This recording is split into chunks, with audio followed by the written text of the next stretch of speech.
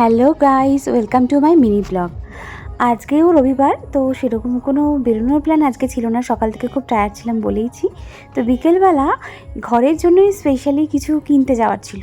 তো এই যে রথতলা দিয়ে যাচ্ছিলাম, আমাদের তো এখন রথতলা বিশাল বড় করে রথ হয়, তোমরা জানোই। আর এই যে দেখো রথগুলো কি সুন্দর করে সাজানো হয়েছে, তোমাদেরকে দেখিয়েও দিই একটু, যারা দূরে থাকো দেখে নাও। দেখো এই যে তিনটে রথ পরপর রয়েছে। আর আমরা চলে এসেছিলাম একটু কামারহাটির বিশালে।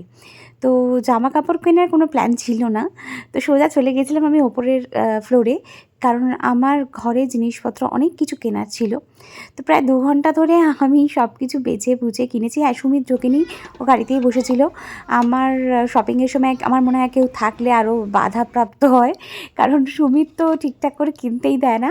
তো আমি নিজের মনের মতো শান্তিতে বেশ গুছিয়ে কিনতে পারি, এটা আমার মনে হয়। তো এই যে এই অনেক কিছু, প্রচুর কিছু কিনেছি। কী কী কিনেছি এখন তো দেখাতে পারলাম না, বাট আমি তোমাদের পরে ভিডিও করে অবশ্যই দেখাবো কী কী আমি কিনেছি এখান থেকে। ঘরে যা যা লাগে আর কি, অনেক কিছুই কিনতে হয়েছে। তো সব কিছু কেনার পর অনেকটা ভিড়ই ছিল আজকে, তো বিল করতে হয়েছিল অনেকটুকুনি দাঁড়িয়ে।